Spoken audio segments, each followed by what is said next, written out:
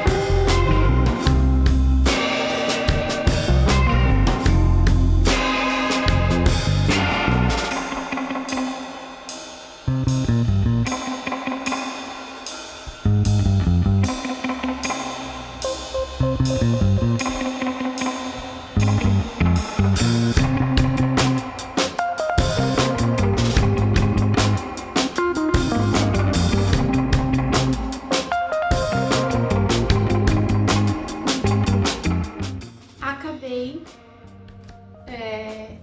Cara, eu gostei bem mais do que o do Snow.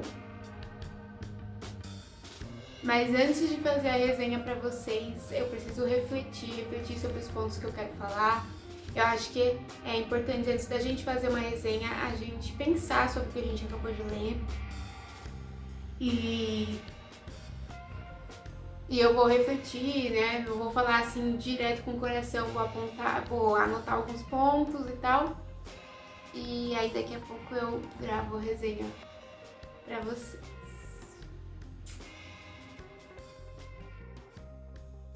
E agora, devidamente trajada para este evento, que é a resenha de Amanhecer na Colheita. Inclusive, coloquei aqui no meu cenário atrás de mim toda a minha coleção de Jogos Vorazes.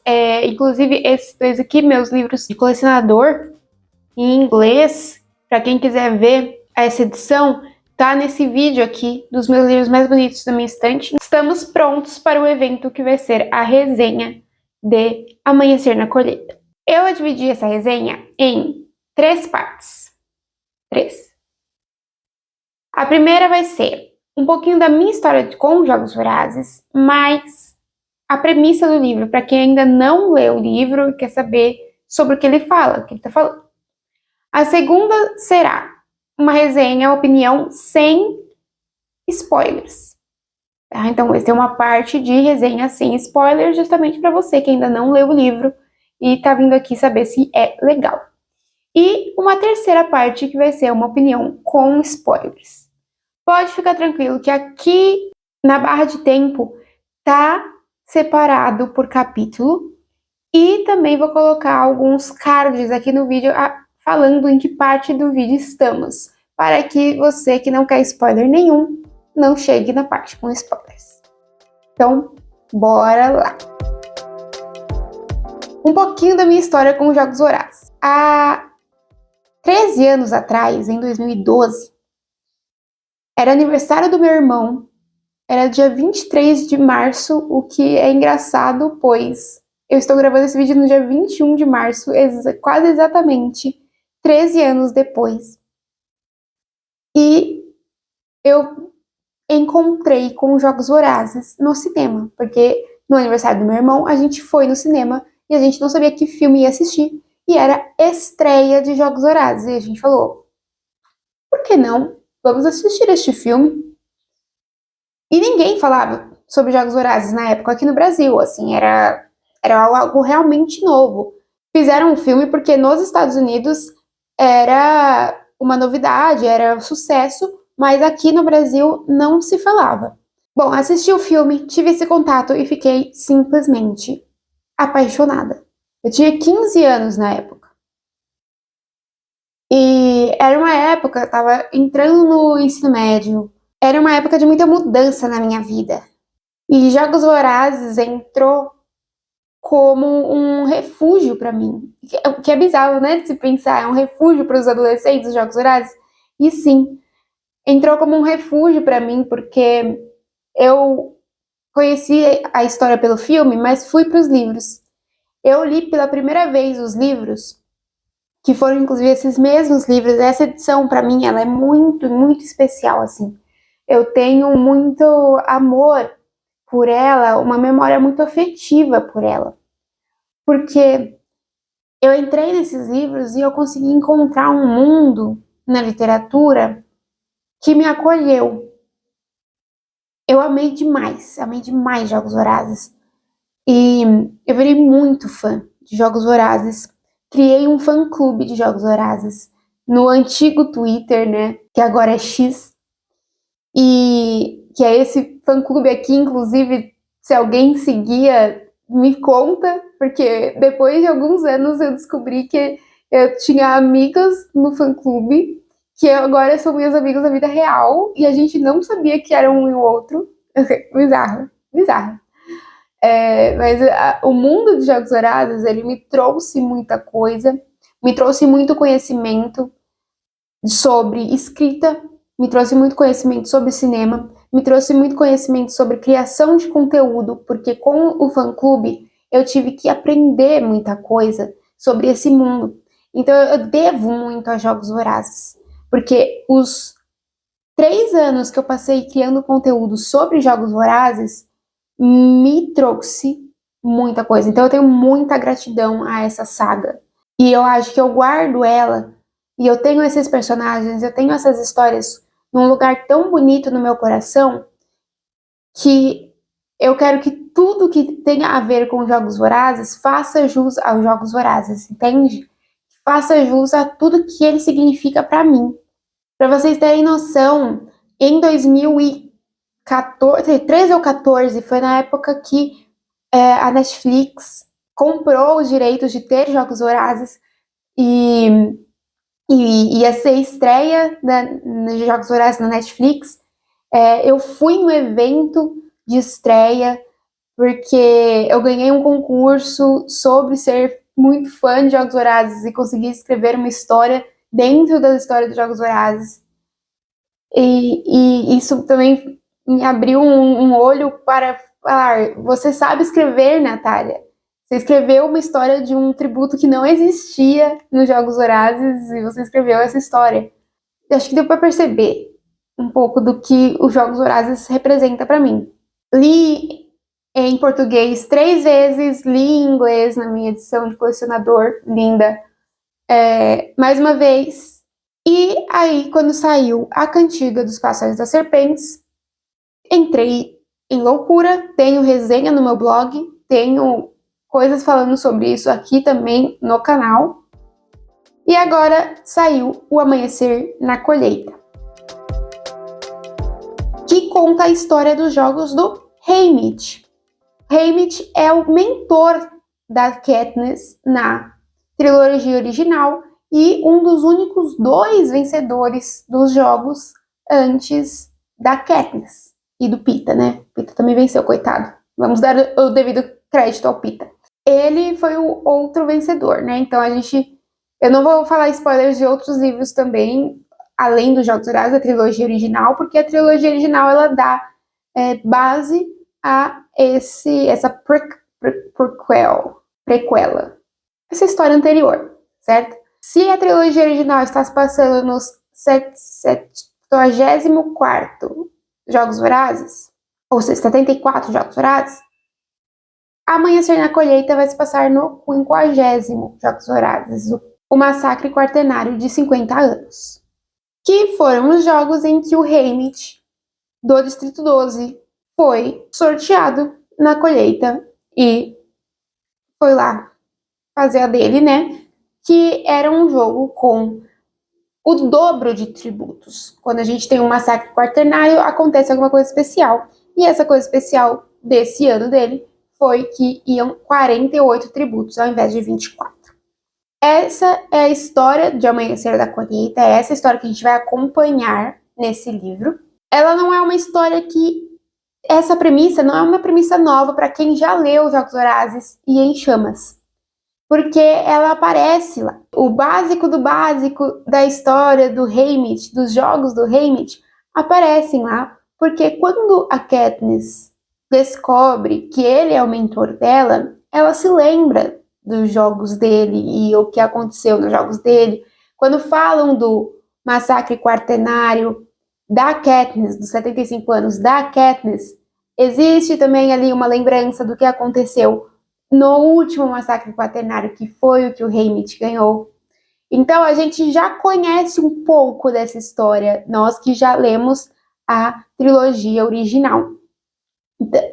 Existem pontos principais da história que estão contados já. Então que a Suzanne Collins ela não poderia mudar isso, porque já está contado ali. Não tem como mudar qualquer um desses pontos principais, que é como ele ganhou, qual a estratégia ele usou para ganhar, como foi esse massacre quaternário, está contado já. Mais ou menos como era a arena, ela já tinha contado lá. Então, são coisas que a gente já esperava ler em Amanhecer na Colheita. Então, não podia mudar, porque a gente já sabia como é que é. E aí, agora, começando essa resenha sem spoilers, o que eu quero dizer é que, assim, o livro, ele me cativou da primeira letra até o fim. Eu li ele em menos de 2 dias. Por que menos de 2 dias? Porque no primeiro dia, vocês viram aqui no início do vídeo, no vlog, eu parei em algum momento, eu tive que trabalhar, tive que fazer minhas coisas e tudo mais. E comecei de novo na manhã do dia seguinte. E aí li até o final, numa manhã. Então eu poderia dizer que eu li em um dia. Peguei um dia e li o livro. O modo que a Suzanne escreve, ele me cativou há 13 anos atrás e continua me cativando até hoje. Ela consegue manter o ritmo da narrativa e deixar a gente vidrado nessa narrativa, deixar a gente com vontade de não parar de ler, eu quero continuar sabendo o que vai acontecer. Fazia, muito tempo que eu não terminava um livro em 2 dias. E não é porque eu não estivesse tentando terminar um livro em 2 dias. Eu tento, porque eu gosto de ler e eu quero ler vários títulos e eu falo, não, tem que terminar logo e tal. Mas nenhum me prendia a ponto de eu conseguir terminar em 2 dias.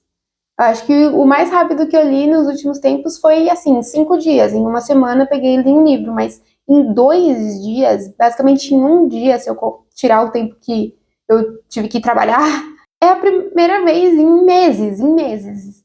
Só a Suzanne Collins mesmo para fazer isso, sabe? O modo que ela escreve é muito inspirador. Para mim, principalmente, que trabalho com escrita. Eu acho o modo dela inspirador. Ela escreve de uma forma simples, o que é muito difícil, já falei sobre isso aqui no canal também. Escrever simples é muito difícil. Mantém um ritmo e mantém o tom que precisa ser mantido. Então, só disso já é, assim, palmas para a Suzanne Collins. Um ponto que não é tão positivo assim, continua sendo positivo, mas não é tão positivo, é que ela não muda muito a estrutura do livro se a gente comparar com Jogos Vorazes. Então ela pega a estrutura de Jogos Vorazes e bota em Amanhecer da Colheita, mudando ali o personagem e mais ou menos o que vai acontecer. Mas ela basicamente é a mesma estrutura. E Em Chamas é basicamente a mesma estrutura também, tirando um pouquinho do final. E a segunda parte ali de A Cantiga é a mesma estrutura.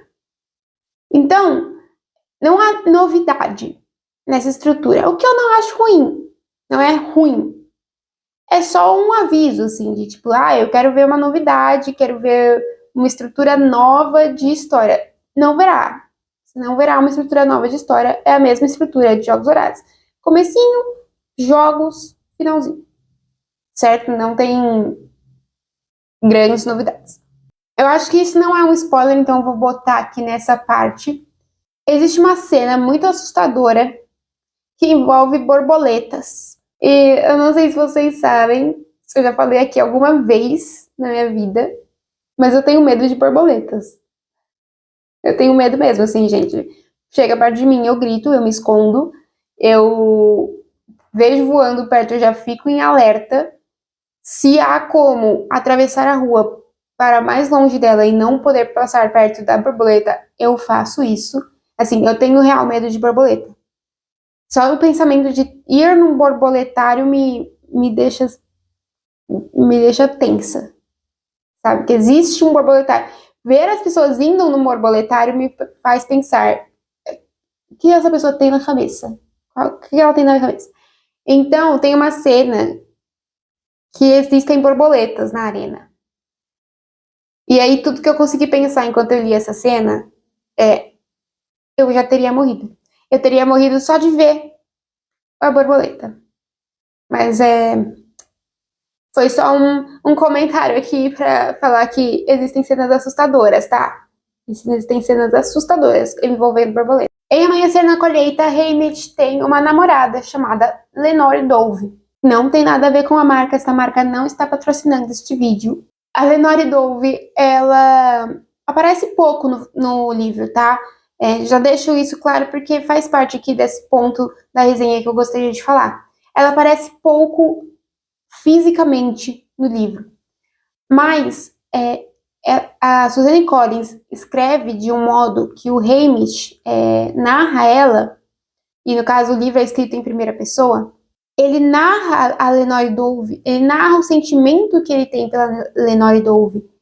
E todos os momentos que ele passa junto com ela, e que estão na memória dele, não estão acontecendo naquele momento, estão na memória dele, de uma maneira tão completa e tão sincera, que parece que a gente conhece muito essa personagem.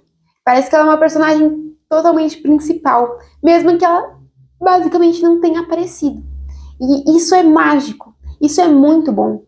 É a gente conhecer o personagem a tal ponto, mesmo que ele não tenha aparecido, um outro personagem está falando sobre ele. E isso só quer dizer, só aumenta o sentimento do Haymitch sobre ela, como a gente vê esse sentimento. Então, eu achei isso espetacular. Achei espetacular o modo como ela coloca essa narração dele falando sobre ela tão profundamente que a gente conhece a Lenore Dove mesmo sem conhecer a Lenore Dove. E o último ponto, sem spoilers, que eu gostaria de falar é sobre o Snow. Existem ligações entre a Cantiga e Amanhecer na Colheita, e eu comecei a pensar durante a leitura, e continuei refletindo isso depois que eu terminei. Passaram-se 40 anos de ditadura do Snow. Porque na Cantiga dos Pássaros e das Serpentes, a gente assiste o 10º Jogos Vorazes. E nessa a gente assiste. A gente lê. E nesse a gente tá lendo o 50º Jogos Vorazes. Foram 40 anos de diferença entre um e o outro.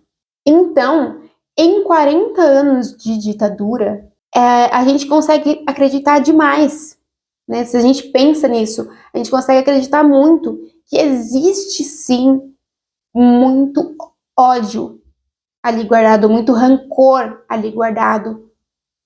E para que essa rebelião, essa revolução comece a acontecer, cara, 40 anos de ditadura com o pessoal dos distritos vivendo que nem lixo. É óbvio que o sentimento de revolta vai aparecer. Então, faz muito sentido que esse sentimento de revolta já exista. Porque poderíamos pensar, nossa, mas falta ainda 24 anos para que a Katniss consiga fazer as coisas e já tá tendo esse pensamento? Sim, já tá tendo, porque faz 40 anos que tem o mesmo presidente, filho da lá, entende? Então, você pensar em todo esse sistema político e todo esse tempo de submissão que esse sistema político faz essas pessoas passarem, sim, a gente consegue acreditar em tudo que está acontecendo e todo esse sentimento que essas pessoas estão vivendo. E o último ponto, sem spoiler, eu falei que o outro era o último ponto, agora veio na minha cabeça um último ponto. O último ponto, de verdade, sem spoiler, é que o Haymitch, ele é um personagem muito cativante. Ele já era um personagem cativante em Jogos Vorazes e continuou sendo um personagem cativante no livro dele, o que tinha que ser, né? Porque a gente precisa torcer pro protagonista do livro.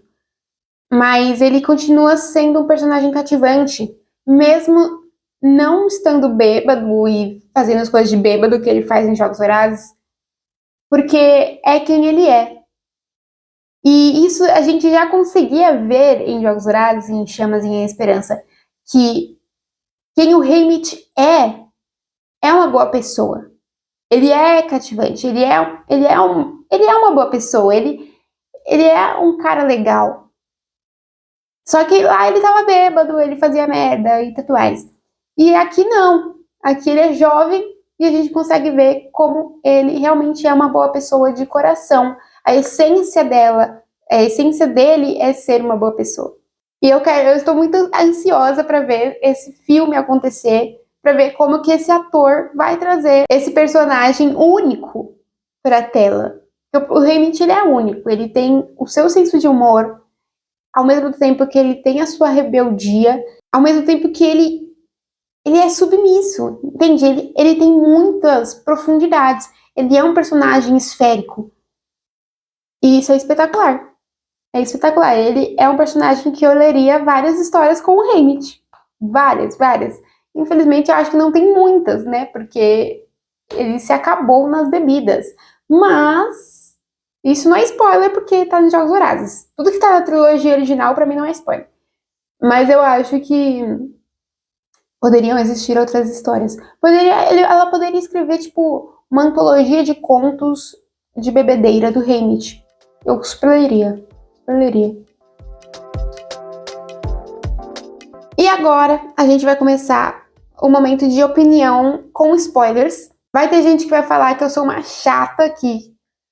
Mas faz parte, faz parte. Eu acho que a leitura é um ato individual, então é o que eu achei. Você pode não achar e tudo certo, faz parte. Eu vou dividir a minha opinião com spoilers em 4 partes.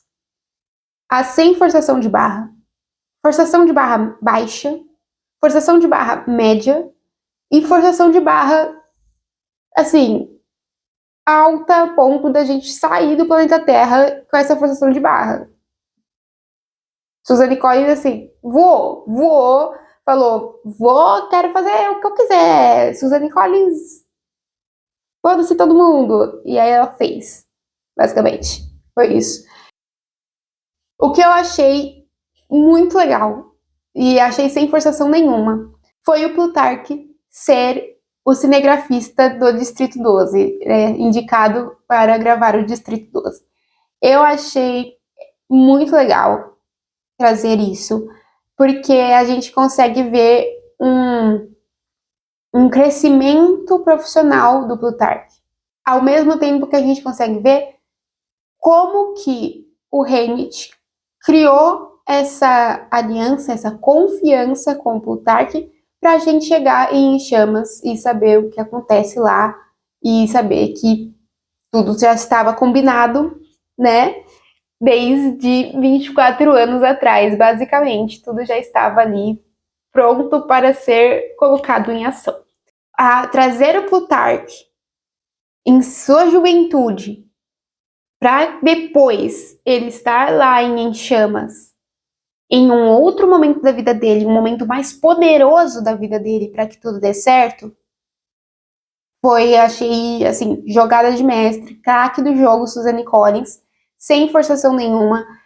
O Plutarque, ele já é quem ele já traz os pensamentos de revolução mesmo, e traz as reflexões que ele já traz em Chamas. Não foi um personagem que a Suzanne Collins mudou sabe? Ela talvez tenha aperfeiçoado um pouco ele quando jovem, mais do que em Chamas, mas ele continua com a mesma essência. E isso é muito importante, né? O personagem continuar com a mesma essência. Então, achei muito bom, sem forçação nenhuma. Foi uma ótima jogada. E uma das minhas coisas favoritas, justamente, era quando o Plutarque aparecia para mostrar que 24 anos antes de Jogos Vorazes, ele já estava planejando coisas. Agora sim, forçação baixa. Isso quer dizer o quê? A Suzanne Collins quis ali colocar um bagulho ali. Achei um pouco de forçação, achei desnecessário. Mas ela quis, então tudo bem. É forçação baixa, tudo bem. Que é a F aparecendo para ajudar a equipe de moda do Hamlet. Forçação. A F ser ajudante da equipe de moda ali, irmã da menina. Forçação. Mas tudo bem. Por que eu digo que tudo bem? Porque em algum momento da vida da F, ela precisava entrar no trabalho de cuidar do Distrito 12, né? Ser a acompanhante do Distrito 12. Em algum momento isso tinha que acontecer. Suzanne Collins decidiu que ia acontecer nos Jogos do Hamlet. Tá bom. Ok. Eu acho que essa forçação ela é baixa também, porque se a F entrou para trabalhar no Distrito 12, né, já entrou pelo Distrito 12, entrou por baixo. E durante 24 anos seguintes do Hamlet, o Distrito 12 foi um distrito que continuou não se destacando. Se começassem a sair vitoriosos de lá, ela teria subido profissionalmente como Plutarque fez, né? O Plutarque subiu profissionalmente aí na vida. Ela não. Ela continuou no Distrito 12, trabalhando com o Distrito 12 por 24 anos seguintes. Ela empacou profissionalmente porque não teve destaque, nada deu destaque para ela, e ela ficou 24 anos no Distrito 12, apesar de, óbvio, como uma pessoa da capital, ela não queria ficar ali naquele trabalho, e a gente encontra ela nesse momento de insatisfação profissional em Jogos Vorazes. Mas ela aparecer nos Jogos do Hamlet e conhecer o Hamlet antes da dor dele de entrar na arena, acompanhar essa dor como uma pessoa próxima dele daquele momento e continuar próxima dele após essa dor e conhecer como ele foi se afundando nessa dor, eu acho que acaba sendo uma relação entre os dois muito próxima. A gente passar por um momento tão crucial como seria esse com alguém e trazendo aqui para nossa vida real, né? Tirando mortes de adolescentes e etc. A gente passar, por exemplo, por um momento de doença com alguém, ou ver uma pessoa começar a mergulhar em drogas, em álcool, e a gente está acompanhando isso, e é uma pessoa próxima da gente, que a gente tem ali, a gente pode não ser familiar dela, mas a gente tem um cuidado com essa pessoa, como a F tinha com o Hamlet, era o vitorioso que ela viu, né? Ela estava perto desse vitorioso. A gente cria uma relação muito próxima com essa pessoa, de cumplicidade. E em Jogos Vorazes, essa relação ela não existe. Pode, nesses 24 anos, ter acontecido alguma coisa aí no meio, que rolou uma briga, alguma coisa assim, né? Eles não ficaram próximos porque o Hamlet não deixou? Sim, isso é verdade. Mas mesmo assim, a relação entre o Hamlet e a F, que aparece em Jogos Vorazes, não condiz com esse passado que eles tiveram. Muita gente pode falar, mas é fanservice. Tudo que você falar a partir de agora é fanservice. É fanservice, mas quem conhece narrativa sabe que é forçação. Sabe que é algo um pouco inverossímil se a gente seguir a coerência da história e a coerência de criação de personagem. Esses dois, eles não poderiam ter se encontrado em um momento de tanta importância na vida deles. Porque essa relação, ela seria muito mais próxima em Jogos Vorazes do que ela é. Acho que deu pra explicar o meu ponto. De forçação baixa. Achei forçação baixa, tá? Só pra vocês entenderem que vai chegar numa forçação alta. Forçação média. Média. Porque quando eu li, eu ri. Eu ri. Porque foi a mesma reclamação que eu tive em A Cantiga dos Pássaros e das Serpentes. E foi a forçação alta de A Cantiga dos Pássaros e das Serpentes, vai ser a forçação média aqui. Tudo tem que ter a ver com a Katniss. Tipo, tudo tem que ver com a Katniss. Tem 10 mil personagens em Jogos Vorazes que aparecem. Do Distrito 12. Vários. Vários. Tem o Pita que continua sobrevivendo. E tem várias pessoas. Mas tudo tem que ver com a Katniss. Mais ainda. E aí é por isso que eu acho que a forçação, assim, foi média. O melhor amigo do Haymitch era o pai da Katniss. É desnecessário. É desnecessário eles terem essa conexão. Muita gente pode achar incrível eles terem essa conexão. Eu acho um pouco desnecessário. Porque isso quebra lá na frente algumas coisas em Jogos Vorazes. Pode ser que não, pode ser que isso aumente a nossa felicidade em Jogos Vorazes. Mas, pra mim, quebra algumas coisas que eu já tinha construído. O que isso é ruim. Porque quando a gente, como leitor, já construiu algo, e aí vem o autor e quebra toda essa coisa que a gente já tinha construído, traz um sentimento de decepção, assim. E aí eu quero continuar acreditando no que eu criei, no que eu imaginei. Porque, autor, você não preencheu X lacuna, o que tá ok. O autor não tem o dever de preencher todas as lacunas da vida de um personagem. Tudo bem. Mas quando ele não preenche, quem preenche é o leitor. A partir do momento que eu, como leitora, preenchi a lacuna, relação da família da Katniss com relação da família do Haymitch, lacuna preenchida na minha mente, pronto. Pra mim tá preenchida. Não existe relação, assim, próximo. E aí, ela me bota melhor amigo do Haymitch na infância, é o pai da Katniss. É interessante? É interessante. Mas me trouxe um sentimento de putz, de novo, tudo tem que ter a ver com Katniss. Mesmo que a Katniss nem exista no espermatozoides ali do pai da Katniss, tudo tem que ter a ver com a Katniss. Ela sempre puxa. E isso foi algo que... E isso foi algo que me chateou muito na leitura de A Cantiga dos Pássaros e das Serpentes, que 74 anos antes da Katniss existir, já tinha coisa a ver com a Katniss, entendeu?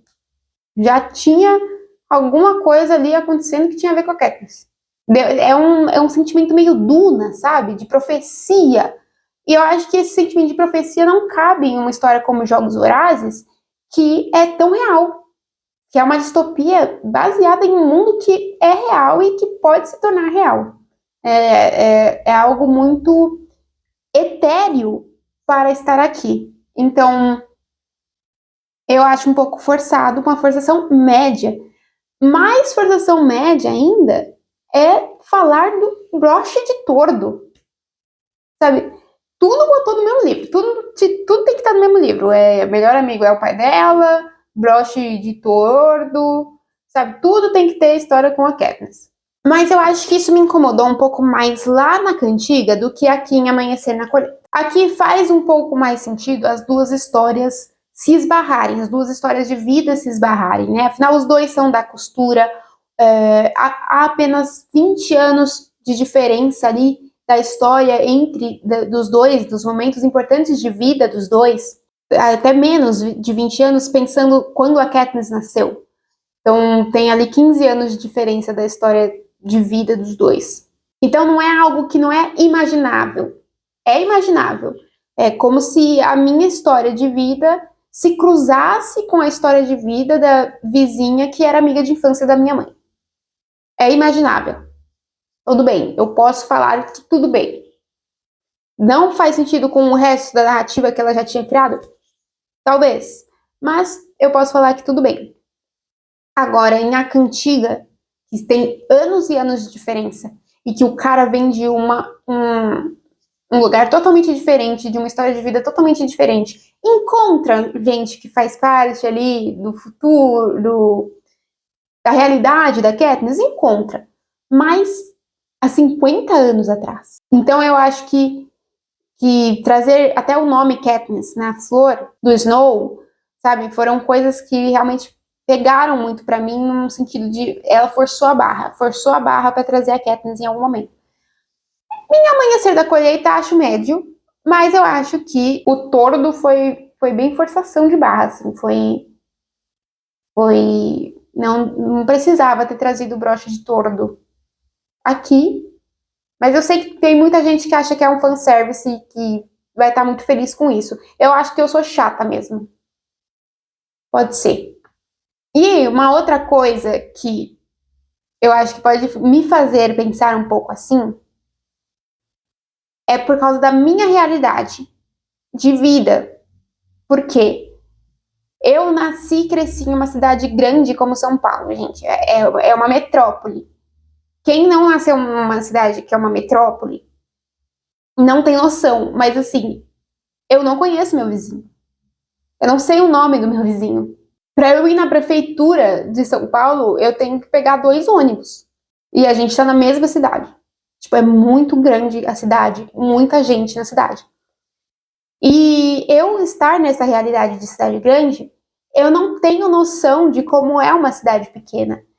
Mas eu sei que em cidades pequenas as pessoas se conhecem desde criança. E, tipo, todo mundo se conhece. Eu sei quem vende pão na esquina. E eu dou bom dia pra ele todo dia e falo, bom dia, fulano. Eu sei o nome de todo mundo.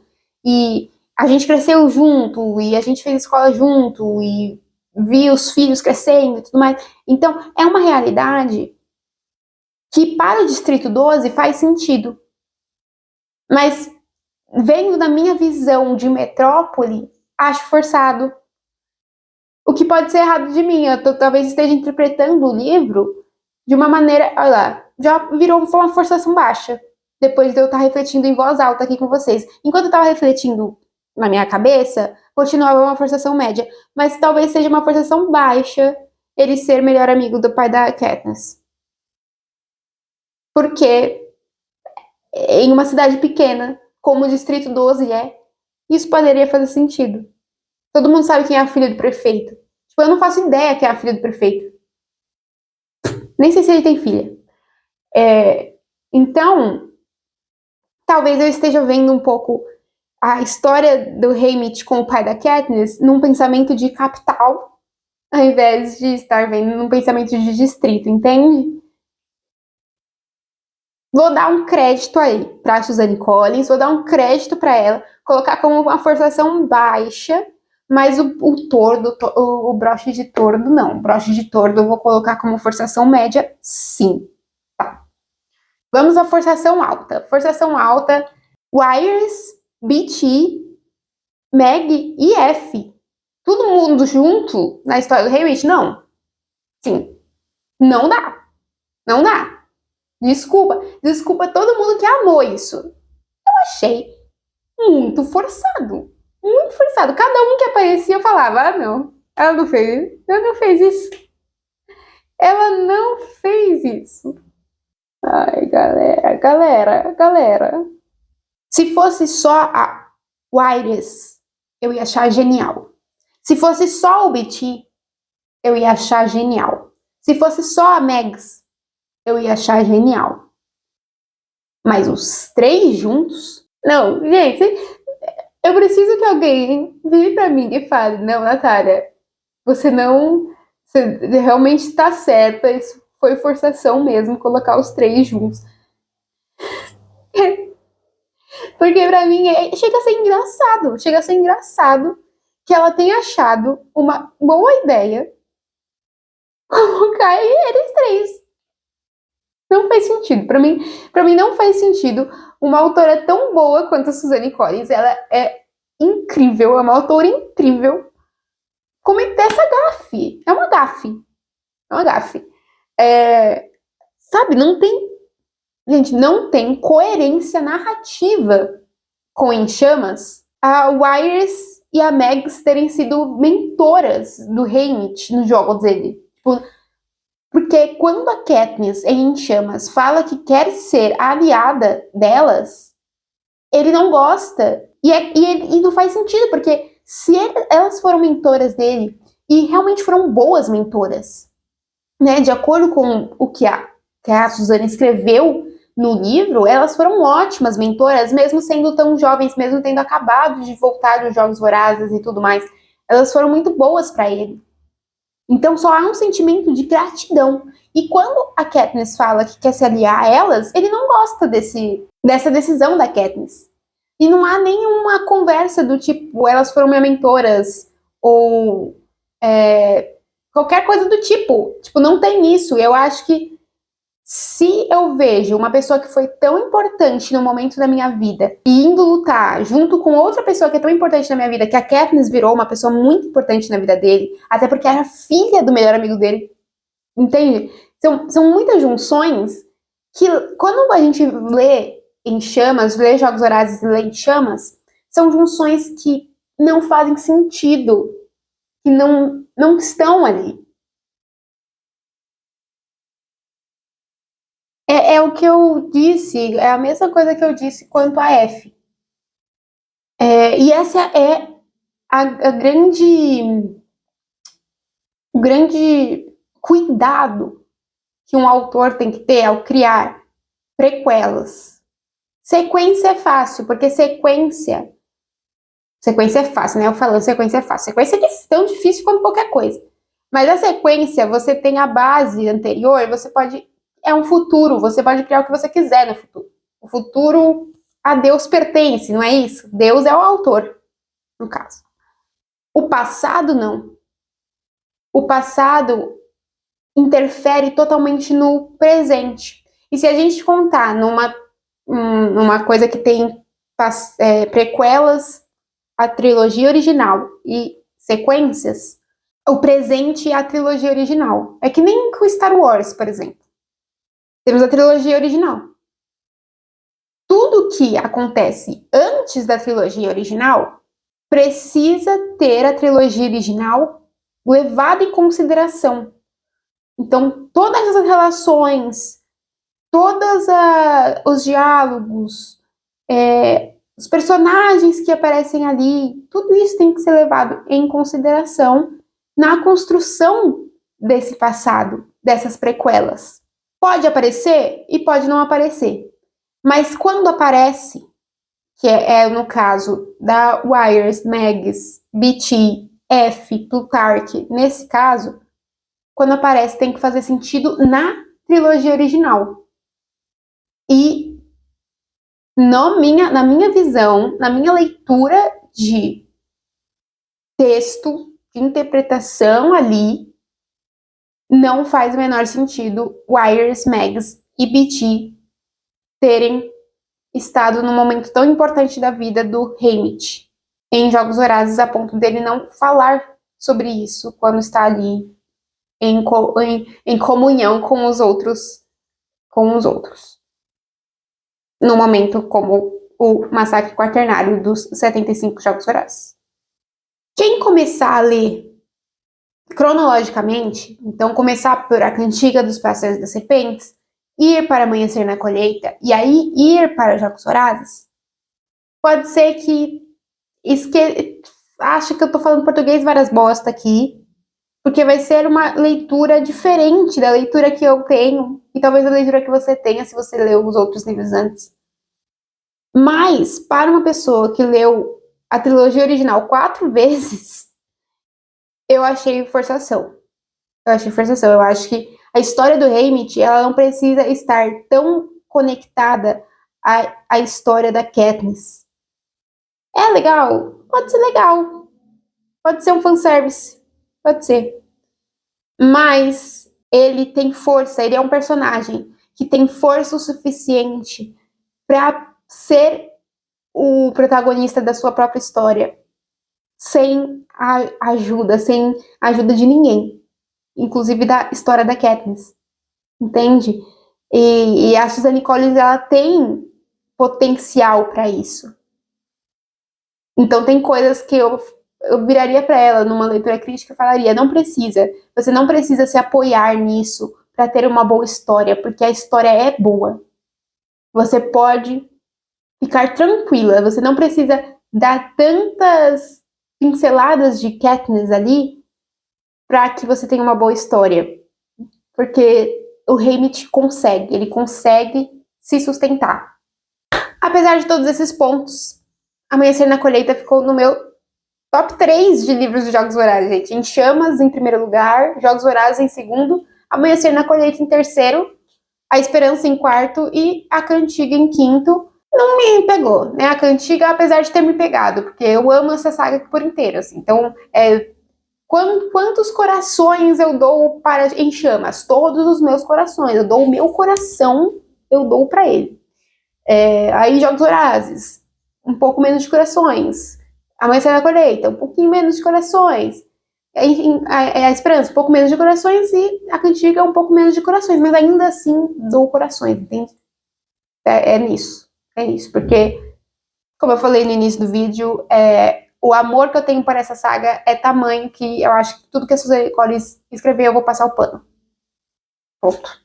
O meu café acabou. Tem um golinho ainda aqui. Espero que vocês tenham gostado desse vídeo, dessa resenha. Eu tô pensando em trazer um pouco mais de resenhas por aqui. Talvez não sejam resenhas tão doidas como essa de Jogos Vorazes, porque essa daqui eu precisei separar em muitos pontos por N motivos aí, né, que vocês devem ter percebido.